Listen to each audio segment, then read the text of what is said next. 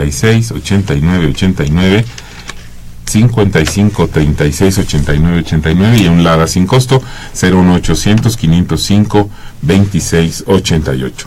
Y ahora vamos a pasar a nuestro siguiente tema que vamos a platicar, bueno, con nuestros invitados de hoy, pero me voy a enfocar ahora a preguntarle al doctor Álvaro Contreras Villaseñor sobre cardiopatías congénitas. ¿A qué llamamos, doctor Contreras, una cardiopatía congénita? Pues una cardiopatía congénita es un problema innato, es un problema de nacimiento que se ocasiona por defectos en la formación del corazón o de los grandes vasos que se conectan hacia el corazón. Esto es lo que se conoce como cardiopatía congénita. Es decir, esto, igual que nos comentaba hace un rato el doctor Baños, es hereditario, viene desde la concepción del nuevo ser, ¿o no? ¿Estoy equivocado? Pues no estás equivocado, es más bien un poquito de todo. El tema de las cardiopatías congénitas es lo que se establece el origen como una enfermedad multifactorial. Esto quiere decir que no hay una sola causa. No podemos decir fue solo una infección, o fue un síndrome genético, o fue porque la mamá fumó durante el embarazo. Hay distintas cosas que se suman para que se presenten distintas alteraciones en la formación, en el desarrollo de la cavidad cardíaca y de los grandes vasos que llegan hasta esta estructura. La verdad es que es un proceso muy complejo, es difícil imaginárselo, pero el corazón se origina de una estructura similar a un tubo, como si fuera una tubería tal cual. Y esto es en las primeras semanas de gestación del embrión. Y tienen que suceder una cantidad de eventos en un orden muy particular, tienen que ser simultáneos, sincrónicos, a seguir distintas señalizaciones, giros, circunvoluciones para que el corazón tome la forma que tiene que tomar. Esto es la morfogénesis o la organogénesis del corazón y el sistema cardiovascular. Obviamente, al ser un proceso tan complejo, pues puede haber muchos sitios en los cuales puede haber errores o defectos en la formación que se manifiesten una vez que el niño nace o que la niña nace. Usted habla de que hay diferentes causas. ¿Cuáles serían las principales causas y si alguna se podría evitar, tanto factores del feto, del embrión, como de la madre? Sí, por ejemplo, se establecen como causas identificables a cardiopatías congénitas, no siempre, pero que se asocian. Por ejemplo, las cromosomopatías, la trisomía 21, el síndrome de Down, se asocia a cardiopatías congénitas. Esta cuestión, por ejemplo, no puede prevenirse, pero si por alguna circunstancia a la madre se identifica que tiene un riesgo aumentado de trisomía 21, se podría buscar con intención una cardiopatía congénita. Infecciones, por ejemplo, las infecciones con rubiola en el embarazo, en las etapas tempranas del embarazo, se asocian con el desarrollo de cardiopatías congénitas. Esto tampoco lo podemos prevenir. Pero, por ejemplo, consumos de algunos fármacos, que obviamente están proscritos durante el embarazo, se asocian directamente a malformaciones cardíacas. El tabaquismo, por ejemplo, también se ha asociado con este tipo de situaciones. Entonces, obviamente, durante el embarazo, pues hay que evitar el consumo de sustancias nocivas o que se han identificado como teratogénicas, que quiere decir que ocasionan malformaciones en el producto. Hace un rato nos describía, a mi juicio, de una manera muy interesante, todo lo que tiene que suceder para que un corazón se forme y se forme bien. O sea, realmente es un proceso, si nos lo imaginamos, yo intenté imaginarlo, es un proceso bellísimo, muy complicado. La naturaleza nos maravilla. Cuando escucho yo no nos ponemos a explicar, no nos ponemos a pensar a veces cómo se forma uno de nuestros órganos, y estamos hablando del corazón, un órgano fundamental, importantísimo. Falla el corazón, no hay vida, pues. O sea, lo quiero entender de esa manera. ¿Cómo se diferencian? ¿Cuáles serían estas cardiopatías congénitas, doctor? Pues las cardiopatías congénitas hay muchas formas de clasificarlos, pero una forma muy sencilla podríamos mencionar las simples, que se dice que es un solo defecto, o las complejas, que tienen más de un defecto que coexiste en una misma persona. También se les puede clasificar como cianógenas o acianógenas. Esto tiene que ver o va en relación con qué tan afectada esté la circulación hacia el pulmón y qué tan afectada esté la circulación hacia el resto del cuerpo. El corazón básicamente maneja dos circulaciones, la circulación pulmonar y la circulación sistémica, y dependiendo de qué tan afectada esté alguna de estas o las dos, habrá distintas manifestaciones clínicas. El concepto que muchas personas tienen de cardiopatía congénita son estos niños que se ponen azules, ¿no?, de los labios, o que tienen deditos azules. Esto sería, por ejemplo, un ejemplo de cardiopatía congénita, pero hay cardiopatía congénita cianógena, pero hay cardiopatías congénitas acianógenas que no tendrán esta manifestación clínica. ¿Cuáles serían las principales cardiopatías en la población mexicana? Afortunadamente, lo más frecuente es que sean las cardiopatías congénitas simples. Estamos hablando que 2/3 partes de las cardiopatías son simples y 1/3 parte de estas son las cardiopatías complejas, o que ponen en riesgo la vida y la función en una etapa muy temprana. Hablamos prácticamente desde que nacen los bebés. Las más frecuentes sería, por ejemplo, la persistencia del conducto arterioso y los defectos de los tabiques del corazón. El corazón, digamos que es como una casa que tiene 4 cuartos, y estos cuartos se comunican por unas puertas o ventanas, pero bajo algunos defectos del desarrollo puede haber orificios entre las paredes que separan los cuartos, y esto es lo que establece las comunicaciones interatriales o interventriculares, que son tal vez de las más frecuentes en nuestro país. El conducto arterioso es una cuestión muy interesante, y un poco en lo que comentaba el profesor hace unos momentos, de lo que implica el desarrollo embrionario y la complejidad de la circulación fetal. Es muy distinta la forma en cómo funciona la fisiología cardiopulmonar de un producto dentro del útero a cuando sale. El ejemplo más importante es que los bebés, cuando están dentro de la panza de su mamá, no respiran. Ellos reciben sangre oxigenada a través de la placenta. Entonces esto hace que la forma en cómo funcionan los pulmones y cómo se relacionan con el corazón sea muy distinta al momento en el que nacemos. De hecho, cuando nace el bebé y llega este primer alarido, este primer llanto, esta primera bocanada de aire, se activa una cascada de eventos que modifica por completo la forma en cómo se desarrolla nuestro sistema cardiovascular. Entonces, efectivamente, hay una cantidad importante de situaciones que pueden salir mal, que afortunadamente la gran mayoría de las situaciones salen bien. Son muy frecuentes las cardiopatías congénitas.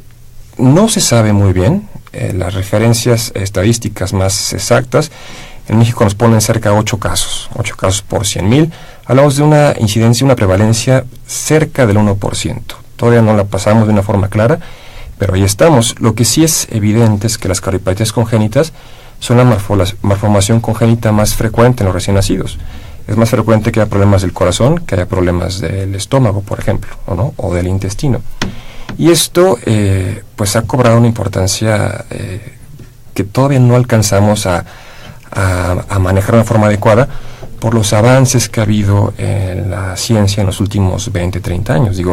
Hablamos de que la primera cirugía del corazón, el primer trasplante de corazón exitoso fue en el año 65, pero desde el año 40 ya se hacían algunos procedimientos para tratar de hacer que los niños sobrevivieran. Y esto, con el paso de los años, con el desarrollo de la tecnología, que ahora podemos operar corazones que están parados, con bombas de circulación extracorpórea, que ahora tenemos procedimientos intervencionistas que se pueden hacer en etapas neonatales incluso, la sobrevida de estos pacientes ha cambiado muchísimo. Los últimos datos confiables que tenemos, que serán de nuestro país vecino del norte, habla que el 85% de los recién nacidos con cardiopatía congénita está vivo a los 25 años. Incluso hay series que llevan 40, 50 años de seguimiento, y la gran mayoría de los pacientes han sobrevivido. Dependerá de si fueron atendidos o no.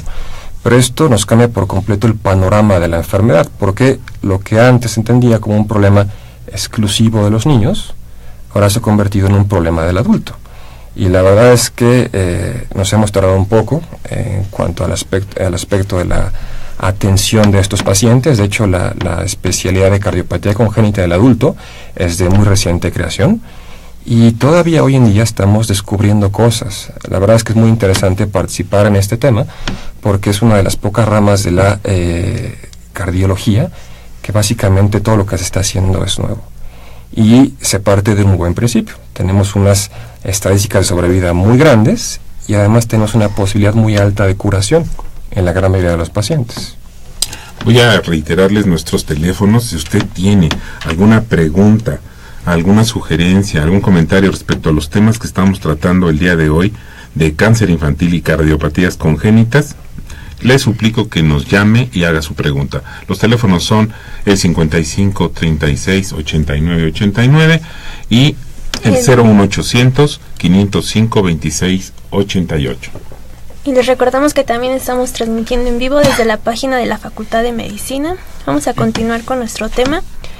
Doctor, por lo que entiendo, todas las cardiopatías se diagnostican al momento del nacimiento, o hay algunas que se pueden diagnosticar después, en edad adulta, o antes, durante el embarazo de la madre. Pues lo ideal sería diagnosticarlo lo más pronto posible. Evidentemente, debido al retraso que ha habido en la atención de este tipo de enfermedades, es una realidad en nuestro país y en muchos países del mundo que estas cardiopatías se diagnostican en la edad adulta. Se diagnostican cuando el paciente ya tiene complicaciones que lo llevan a un punto de no retorno, en el cual ya no se puede resolver la enfermedad.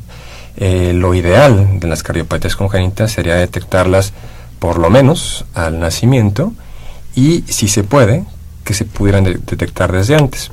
Obviamente hay que escoger muy bien a qué mujeres embarazadas se les tiene que buscar de una forma más dirigida.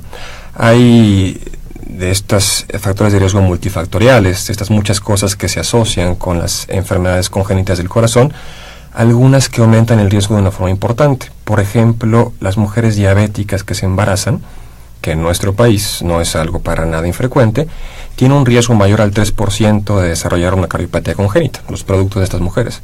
Entonces, estas mujeres embarazadas deben de ser valoradas por lo menos por un ginecólogo en la semana 18-20, que realice un ecocardiograma dirigido a valorar la función del corazón.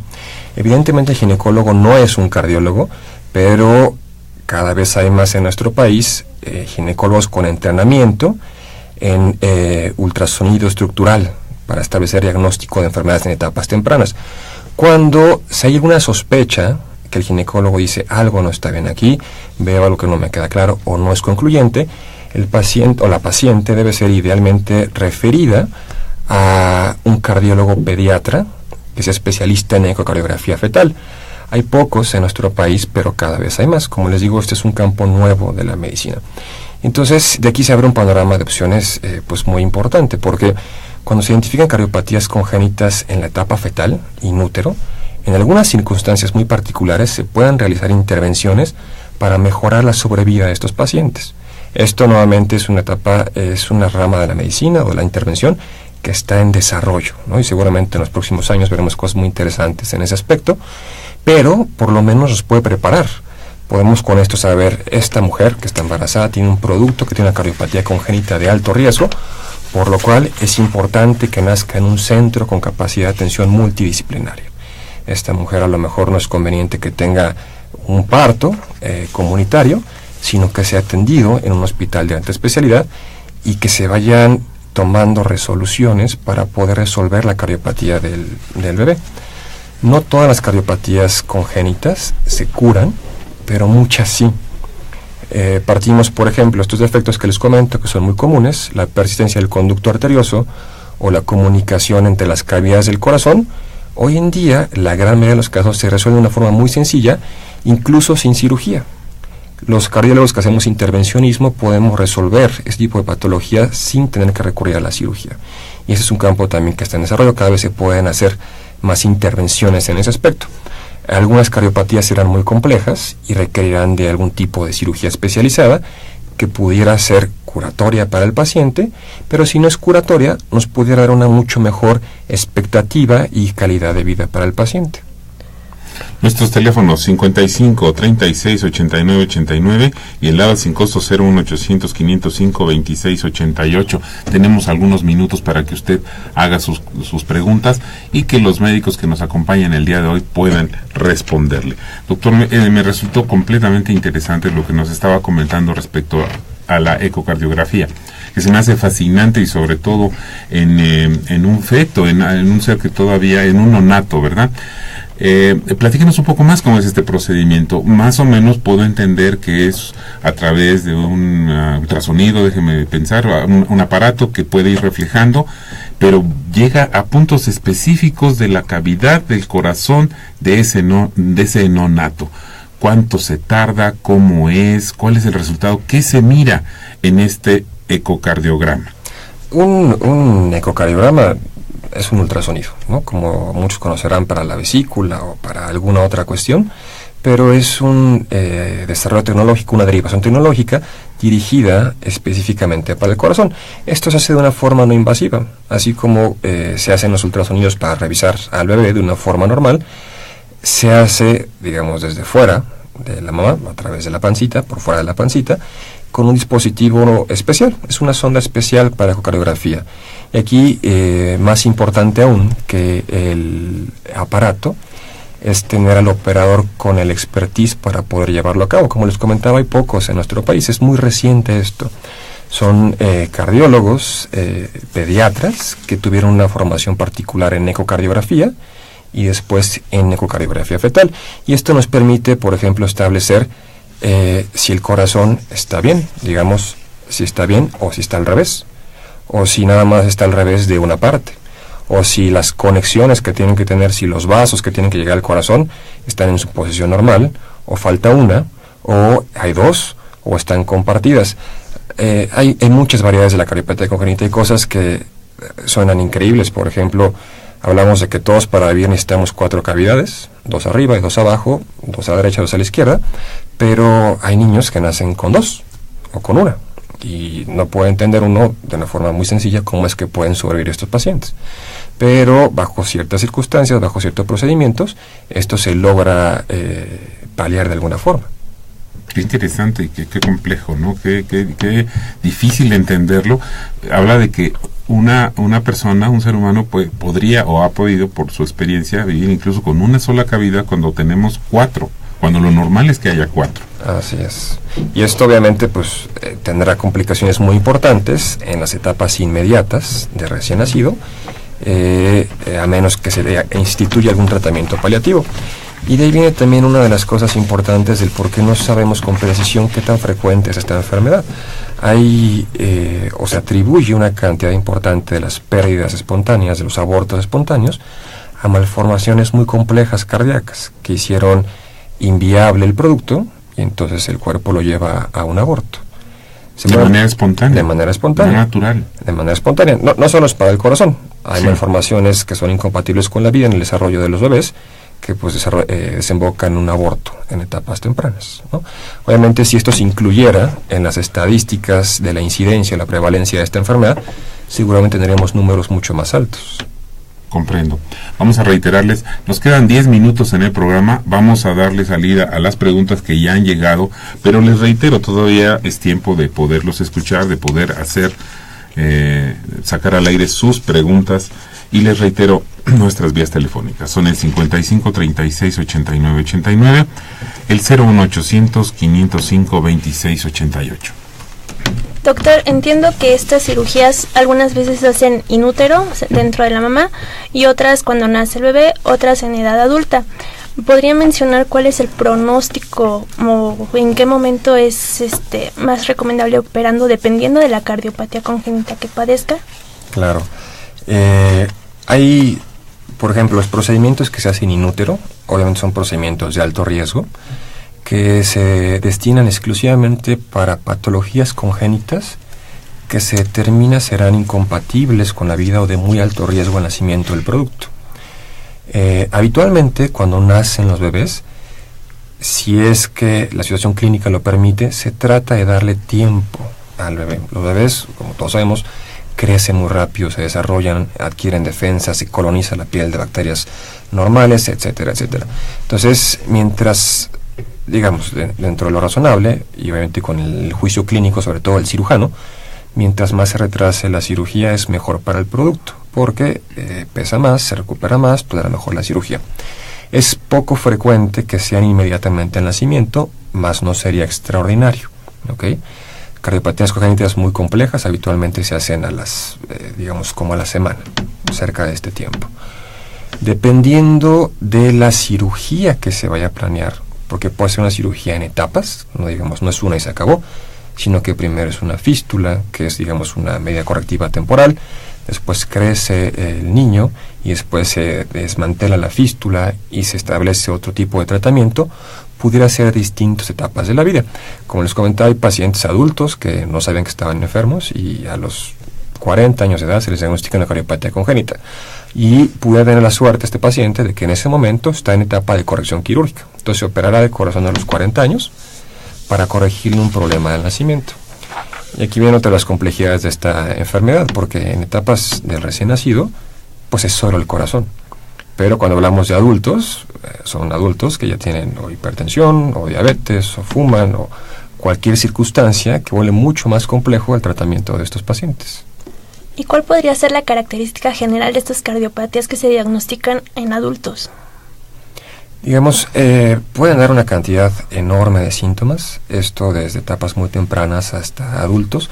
Obviamente un paciente adulto que nunca se diagnosticó con esta enfermedad, lo más probable es que tenga una cardiopatía simple, ¿no? Una cardiopatía sencilla que no le permitió llevar una vida normal hasta la edad adulta. Entonces tendríamos los síntomas típicos, por ejemplo, de insuficiencia cardíaca, falta de aire, intolerancia al ejercicio, se empiezan a hinchar las piernas, puede haber palpitaciones, que son datos indirectos de arritmias, etcétera, etcétera, etcétera. En etapas tempranas, etapas muy tempranas, digamos lactantes, recién nacidos, se puede ver que los niños se ponen de color azul, puede haber cansancio al alimentarse, puede haber un retraso en el crecimiento o en la ganancia de peso de los bebés, puede haber soplos cardíacos. Es una cantidad muy importante de síntomas que es difícil identificar para un ojo no experto.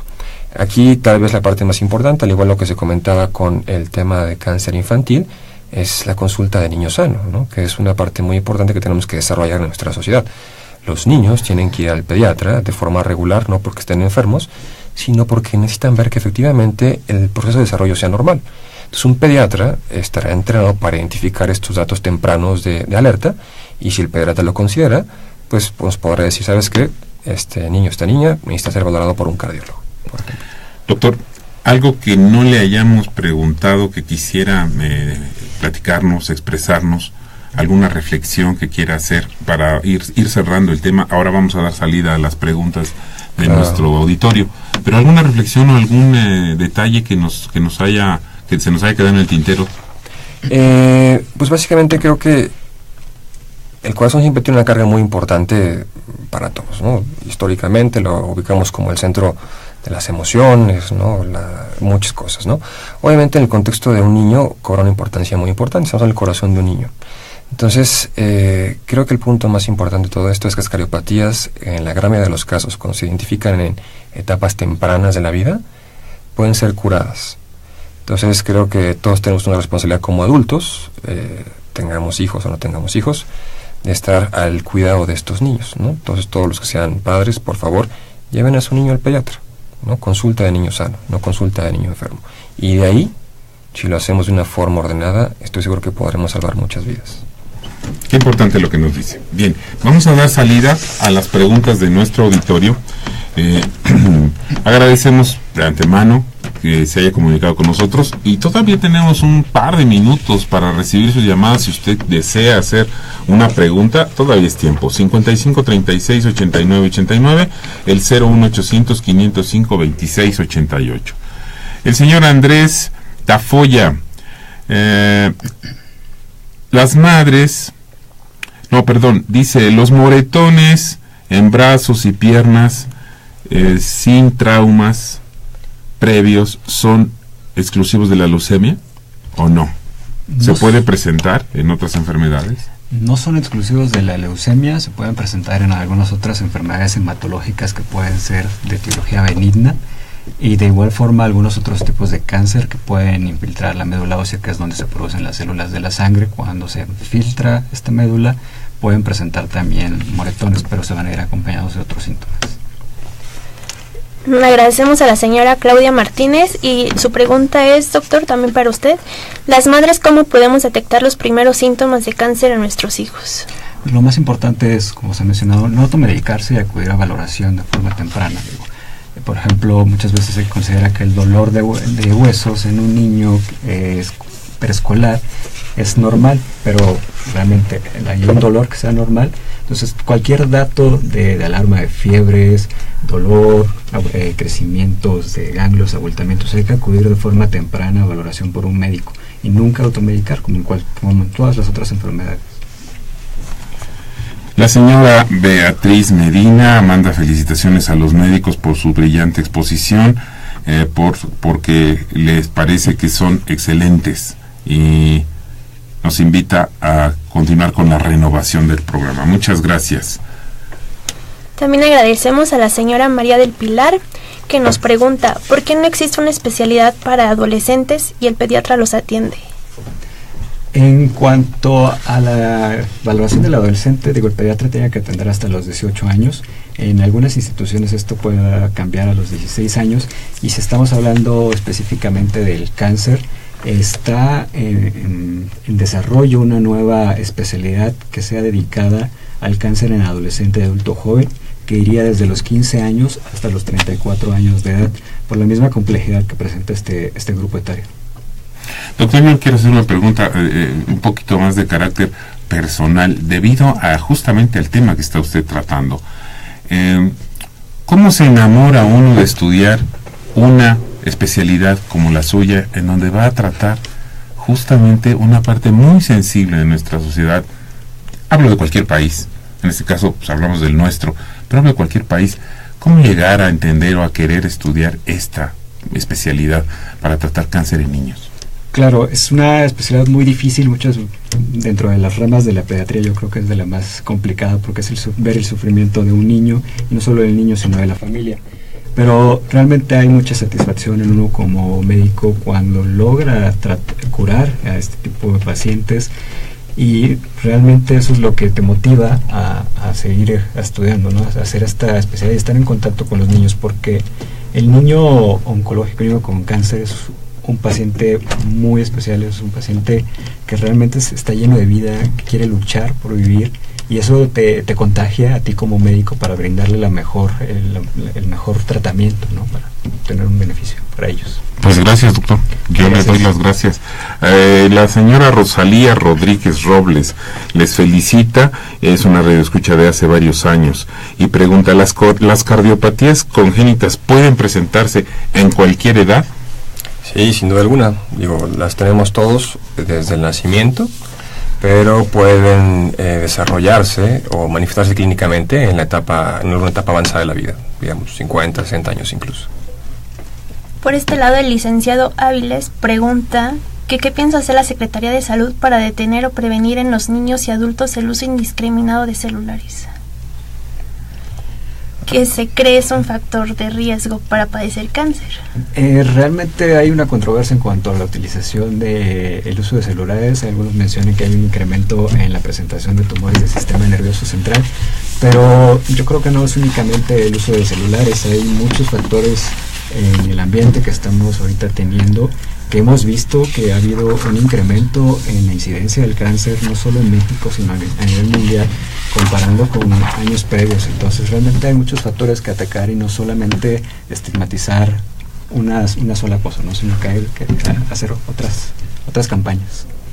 Es muy importante, hablando de esto, y les quiero preguntar a los dos, por favor, doctores, ¿qué mitos y realidades son los más conocidos, los más frecuentes que se escuchan, como esto de los celulares? En su caso, doctor, ¿qué otro tipo de mito existe sobre su especialidad, el cáncer infantil? Pues, celulares, uso de microondas, que también han comentado que hay un incremento. ¿Alguna comida? Embutidos, por ejemplo. Claro. Esto ahí es cierto también mito y no, porque si ya hay un factor previo en las células, obviamente es como un segundo golpe el consumo de embutidos que nos puede incrementar, pero una persona que no tiene ninguna alteración, el uso de embutidos también no te predispone por sí solo al cáncer, ¿no? Doctor Contreras. ¿Alguno de los mitos en su enfermedad Pues que sí, nos quiera compartir? Sí, bueno, este es un mito que es importante. Se sale un poco del tema, pero es una enfermedad que pues mata a una gran mayoría de los mexicanos, que es la hipertensión, y habitualmente los mexicanos creemos que la hipertensión se siente. Creemos que, o los pacientes hipertensos creen que están bien controlados porque no les duele la cabeza, o circunstancias similares, y esto no es cierto, ¿no? De hecho, tiene un sobrenombre muy dramático, la hipertensión, y dicen el asesino silencioso, porque efectivamente puede darnos síntomas, puede no darnos síntomas y estar haciendo daño. Entonces creo que sería uno de los mitos más importantes a aclarar. Pues doctores, yo les agradezco muy puntualmente que nos hayan acompañado esta tarde en Voces de la Salud. Les agradezco muchísimo, creo que fue muy importante, muy interesante cómo nos relataron estos temas el día de hoy. Muchas gracias al doctor Álvaro Contreras Villaseñor, muchas gracias al doctor Eduardo Jorge Baños Rodríguez por su presencia. Esta fue una coproducción de la Facultad de Medicina y Radio Universidad Nacional Autónoma de México, a nombre del doctor Germán Fajardo Dolci, director de la Facultad de Medicina, de la doctora Irene Durante Montiel, secretaria general, de la licenciada Karen Corona, coordinadora de comunicación social. Nos despedimos en la producción Erika Lamilla, en la conducción Alejandro Godoy y María Verónica Hernández Valencia, en los controles Socorro Montes, y en los teléfonos Iván Fernández, y por el Facebook Brígida López. Gracias y excelente tarde. muchas gracias.